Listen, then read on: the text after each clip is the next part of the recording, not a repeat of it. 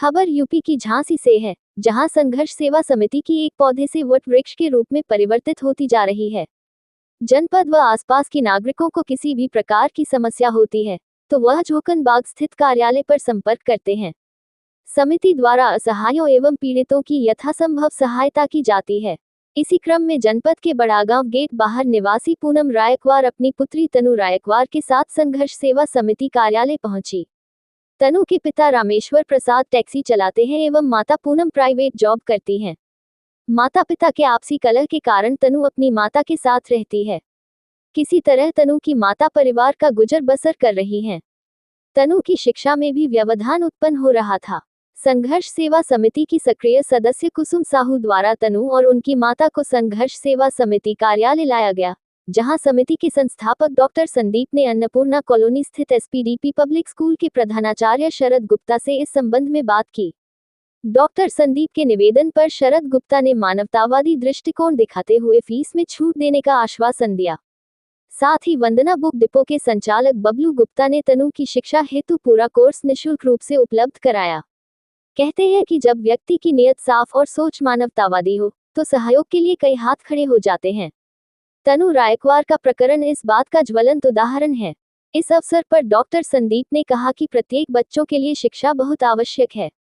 शिक्षा ही एकमात्र ऐसा साधन है जो हमें निम्न स्तर से उच्च स्तर की ओर ले जा सकता है। शिक्षा आर्थिक लाभ के साथ व्यक्ति में योग्यता भी लाती है। तनु रायकवार जैसी कई बेटियां आज धन के अभाव में शिक्षा से वंचित हो रही हैं, जो हम सभी के लिए निंदनीय है। हमारा संगठन प्रयास करता है कि कोई भी छात्र छात्रा किसी अभाव में शिक्षा से अछूते न रह जाएं।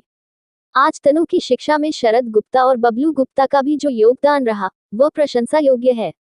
हम दोनों महानुभावों का सहयोग के लिए अभिवादन करते हैं।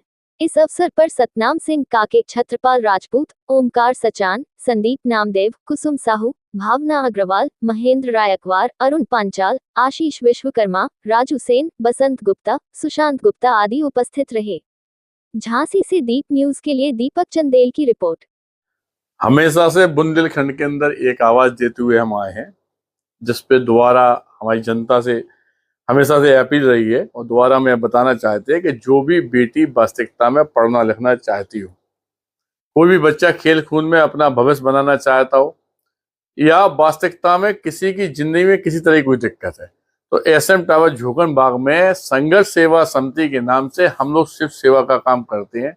आज हमारे संघर्ष सेवा समिति में हमारी यह बेटी, जिसका नाम है तनु रायकवार, इनकी माँ बगल में खड़ी, इनका नाम है पूनम रायकवार और पिताजी का नाम है रामेश्वर प्रसाद, जो टैक्सी चलाते हैं।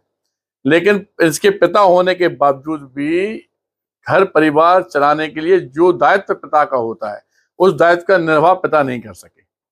लेकिन इस मोदी जी के राज्य में अच्छी बात यह है कि जहां मातृशक्ति को 33% आरक्षण दिया जा रहा है, वहां यह हमारी बहन आगे बढ़ के अपने परिवार को पालने के लिए अपनी बेटी के लिए आगे आई और किराए के मकान में रह के अपना जीवन यापन कर रही है।